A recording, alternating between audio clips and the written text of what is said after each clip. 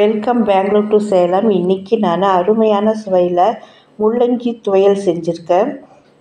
இது சாதத்துக்கு சாப்பிடும்போது அவ்வளோ சுவையாக இருந்தது. இட்லி, தோசை இதுக்கு கூட நம்ம இதை சைடிஷாக யூஸ் பண்ணலாம். பெங்களூர் டு சேலம் ஃபுட் சேனலுக்கு உங்கள் சப்போர்ட் தேவை. புதுசாக வந்தவங்க சப்ஸ்கிரைப் பண்ணிவிட்டு ஒரு லைக் கொடுங்க. Thank you for subscriber. முள்ளங்கி வெயில் காலத்தில் நம்ம நிறைய யூஸ் பண்ணணும். சாம்பாராகவோ இல்லை பொரியலாகவோ, சப்பாத்தியில் ஒரு ஸ்டஃப்டு சப்பாத்தியாகவோ கூட நம்ம செஞ்சு சாப்பிட்லாம். நான் அந்த வீடியோ கூட போட்டிருக்கேன். நீங்கள் தேவையாக இருந்தால் கிளிக் பண்ணி பாருங்கள். இப்போ நான் ஒரு 4 முள்ளங்கி எடுத்திருக்கேன். இதை நல்லா வாஷ் பண்ணிவிட்டு துருவி எடுக்கணும். நம்ம ஒரு சிறிய சைஸில் துருவினா போதும். இந்த மாதிரி சின்னதாக துருவினா தான் கொஞ்சம் நல்லா சீக்கிரமாக வதக்க முடியும். இப்போ இதுக்கு தேவையானது கடலைப்பருப்பு, உளுத்தம்பருப்பு, பூண்டு, புளி, தேங்காய், வரமிளகாய். நான் மல்லி கூட போட்டிருக்கேன், அது பிறகு காட்டுறேன். இப்போ ஒரு வாணலியில் கொஞ்சம் ஆயில் ஊற்றிட்டு கடலைப்பருப்பு, உளுத்தம்பருப்பு போட்டு நம்ம பொன்னிறமாக வறுக்கணும். இப்போ நான் பூண்டும் போட்டுட்டேன்.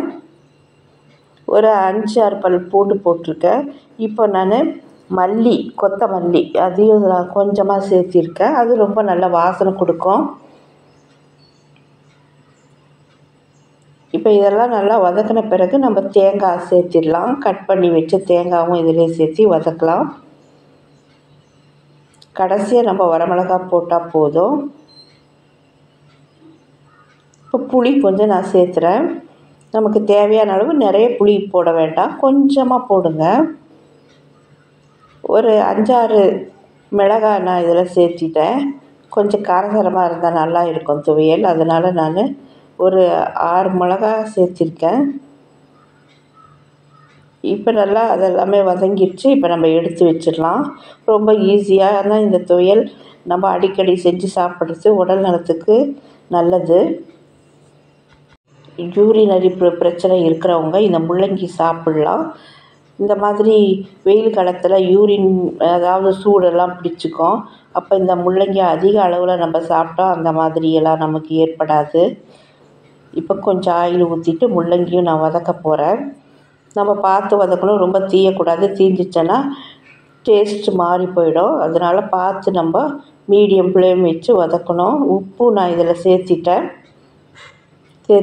ஆனால் இதை ஒரு சிலர் என்ன பண்ணுறாங்க, இப்போ அப்படியே பிழிஞ்சிட்டு அதன் பிறகு இதை போட்டு வதக்குறாங்க. அது மாதிரியெல்லாம் செய்யவே கூடாது, சத்து போயிடும். வெறும் அந்த இதை மட்டும் சாப்பிட்டு நமக்கு என்ன பயன் இருக்க போகுது. அப்படியே துருவினதையே அப்படியே போட்டு நம்ம வதக்கணும். அதே தண்ணி எவாப்ரேட் ஆனாலும் ஆகும், அதிலே இருக்கும். ஆனால் நம்ம எல்லாத்தையும் பிழிஞ்சிட்டு அதில் போட்டால் எல்லாமே ஒன்றுமே இல்லாமல் போயிடும். அதனால் நம்ம அப்படியே துருவின உடனே அப்படியே போட்டு வதக்கணும். நல்லா வதங்கிடுச்சு. இப்போ முதல்ல நான் தேங்காய், வரமிளகாய், கடலைப்பருப்பு, உளுத்தப்பருப்பு போட்டு முதல்ல ஒரு சுற்றிடுறேன். அதன் பிறகு நம்ம அந்த முள்ளங்கியை சேர்த்த போகிறேன். இப்போ பாருங்கள், அது நல்லா கொஞ்சம் அரைப்பட்ட பிறகு நான் முள்ளங்கி சேர்த்து அது நல்லா அரைச்சிக்க போகிறேன்.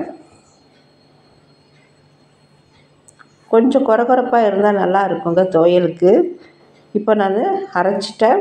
நான் தண்ணி ஊற்றி கலக்கலை, அப்படியே தான் இருக்கணும். அப்போ தான் நல்லாயிருக்கும் டேஸ்ட்டாக. தண்ணி ஊற்றி கலந்தால் நல்லா இருக்காது. துவையல்னா இப்படி தான் இருக்கணும். இப்போ கடுகு, கருவேப்பிலை போட்டு தாளிப்பு கொடுத்துட்டேன். பெருங்காயத்தூளும் போட்டாச்சு. அருமையான சுவையில் இந்த மாதிரி நீங்களும் ட்ரை பண்ணி பாருங்கள். வெயில் காலத்துக்கு உகந்த இந்த துவையல் தயிர் சாதத்துக்கும் நம்ம சாப்பிட்டுக்கலாம். பெங்களூர் டு சேலம் ஃபுட் சேனலுக்கு சப்ஸ்கிரைப் பண்ணிவிட்டு ஒரு லைக் கொடுங்க. தேங்க்யூ ஃபார் வாட்சிங்.